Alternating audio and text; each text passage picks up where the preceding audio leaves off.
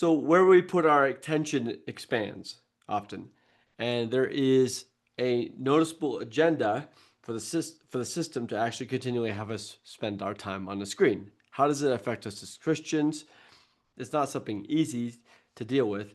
Yet, as Christians, uh, the scripture says, "You shall have no other gods before me." And when we give our time to something, is equals God honored, or or is our screen time competing for worship? Something to look at. I know that for myself, there's times when I might spend 15 minutes where I just scroll and I lose track of time completely. I'm like, what happened to that time? Well, if it's not my time, it's God's time, then I'm wasting His time.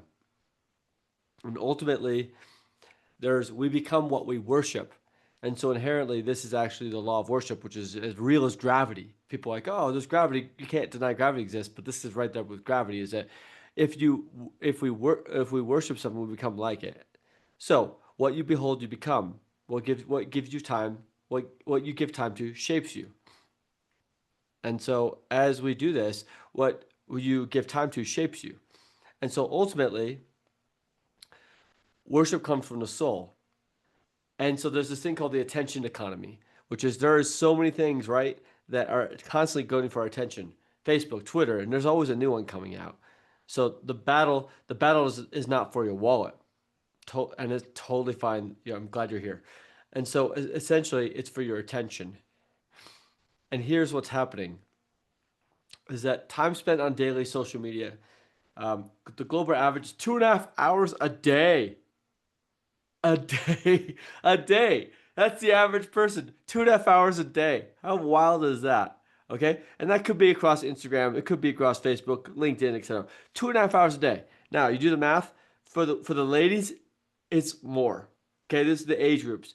Age 16 to 24, over 3 hours and 15, about 3 hours and 15 minutes for the ladies, age 16 to 24.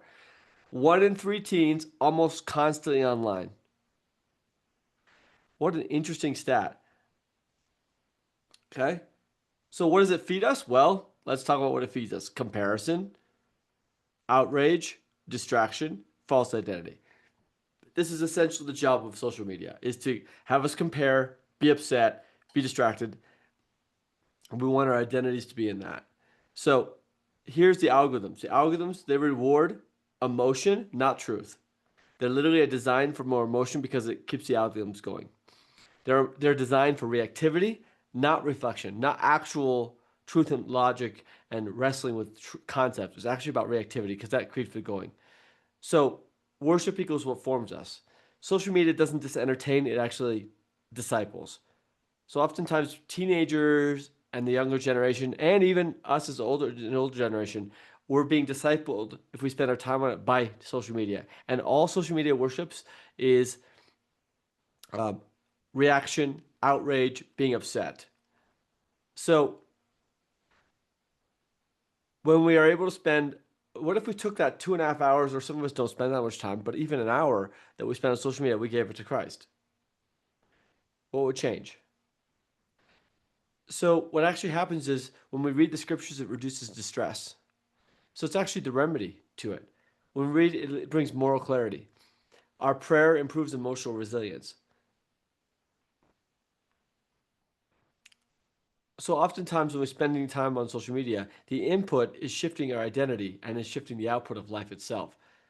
So over time, it reveals the allegiance. So here's the projection of our life. Okay. If you're 20 years old or close to it, if you're 20, you have, on average, 58 more years of life, approximately. Okay. That's based on the national average. For some of you that are healthier, you will live a lot longer. But that means at the end of life, we will have spent, if you're 20, 5.8 years on social media.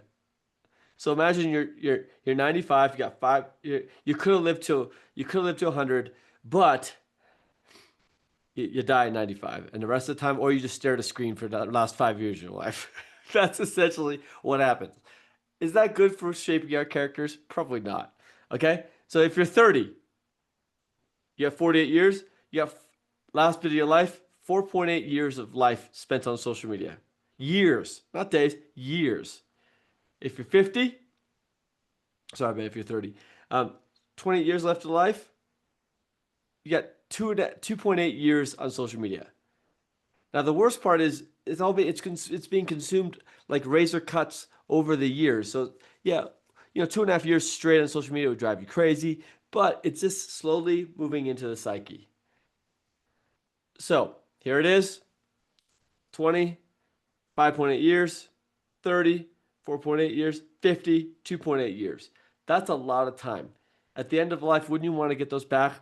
At the end of life, I know for myself, I would like, hey, um, I'll do anything to get those 2.5. What did I do with 2.5 years of my life? Oh, I spent it watching cat videos. Maybe some that maybe not be so useful towards our relationship with Christ and shaping our character. So this is all designed. It's designed for repeated exposure to shape our beliefs, to keep us emotionally engaged, and give us a passive transfer of worldview. It's actually taking our addiction and distraction. So what happens when we spend time with God? It anchors truth, it rebuilds discernment, and it fosters peace and identity. We actually are able to reclaim dominion over the mind. And so here's the questions we have. If God asked us for 1 hour of our attention a day, what would it look like? Well, I can tell you, we can probably find that hour by spending a little less time on social media. What thoughts, and it's not guilt, it's just about who you'll become. What thoughts, fears, excuses fight for that time? I can tell you, for me, it's social media sometimes. What in your life is now discipled by your scroll more than your prayer? What could 5 years of focused worship produce in your soul? I mean, that's what we have to work with here. So oftentimes people think they need social media for connection. Well, what is that kind of what kind of connection forms character? I can multitask, but depth requires single focus, correct? I'll shift it later. Well, the cost compounds. Truth is actually now. So here's what we do. Morning, first thing we do is we want to read the word or say a prayer. It just sets our brain to the right compass. Take 30 minutes a day and read the scriptures. Okay? So ask ourselves, who's forming me? Is it Christ or is it the algorithms? Okay? Have blockers, etc. So this is not for guilt. This is just an invitation for everyone here, all of us, including myself. We got to reclaim the altar of attention and move past that. And let's rewire our gaze and let him do that. So draw near to God and he will draw near to us. Your mind was made for him.